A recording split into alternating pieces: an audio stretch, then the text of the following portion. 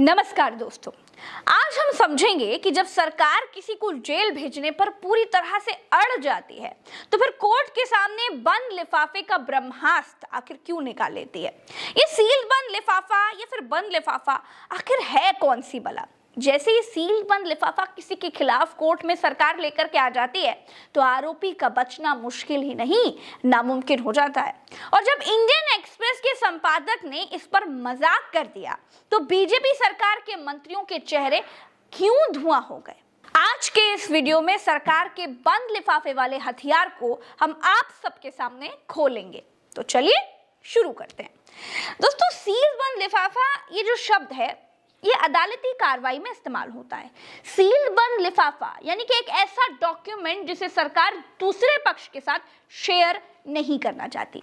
इसको आप कुछ ऐसे समझिए, मान लीजिए आपको कैमरा चुराने के जुर्म में गिरफ्तार किया जाता है। अब आपने कहा कि वो कैमरा तो मेरा ही है, मैं चुराऊंगा क्यों।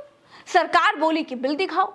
अब आपके पास बिल मिला नहीं तो कैमरा चोरी का ही मान लिया गया और आपको भेज दिया गया जेल। अदालत में सच और झूठ साबित करने के लिए मुकदमा चलने लगा। आप जज साहब को यही साबित करने में लगे हुए हैं कि जज साहब ये कैमरा तो मेरा ही है, मैंने चोरी नहीं किया। लेकिन तब सरकार ने इस बीच कोर्ट को बंद लिफाफे में कुछ दे दिया जिसमें हो सकता है कि कैमरे से निकली हुई फोटोएं बताई गई हो कि आप किसी आतंकी के साथ बैठे हो, या हो सकता है कि कोई वीडियो हो जिसमें आप देश के खिलाफ कोई साजिश रचते हुए दिखाई गए हो। अब ये वीडियो या फोटो तो सील बंद लिफाफे में है, जो सरकार ने दिखाया वो जज साहब ने देख लिया। आपको तो मालूम ही नहीं है कि सरकार ने जज साहब को आखिर क्या दिखाया। मामला तो सील बंद लिफाफे में है जी।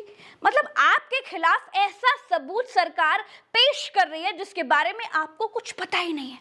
जज साहब भी आपको बता नहीं सकते, अगर बता देंगे तो देश की सुरक्षा को खतरा हो जाएगा।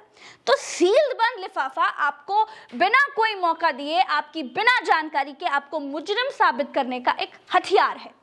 इसका आविष्कार तो कुछ अच्छे के लिए ही हुआ होगा, लेकिन जब सरकार बात बात पर हर केस सील बंद लिफाफे में लाने लगे तो चीफ जस्टिस का खींचना तो तय है कि ऐसा क्या है यार कि बात बात पर जब देखो सील बंद लिफाफा लेकर चले आ रहे हो।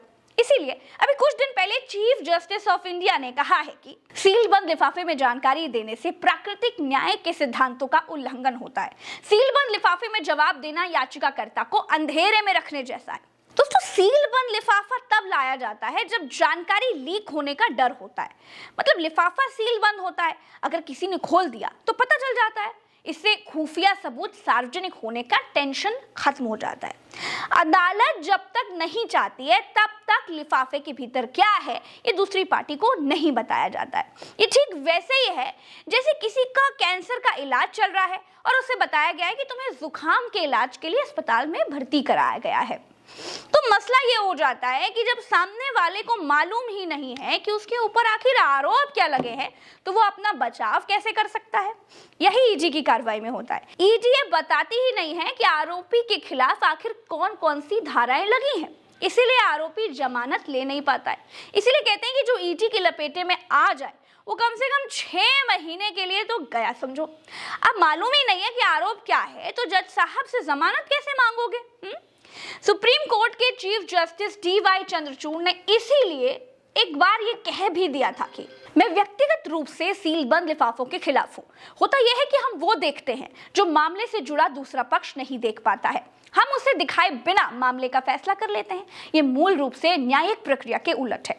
अदालत में गोपनीयता नहीं हो सकती है। दोस्तों, उम्मीद है कि आपको समझ में आ गया होगा कि सरकार सुप्रीम कोर्ट में सील बंद लिफाफा आखिर क्यों पेश करती है, सील बंद लिफाफे की जरूरत आखिर पड़ती क्यों है और अदालती कार्रवाइयों में इसका उपयोग क्यों किया जाता है।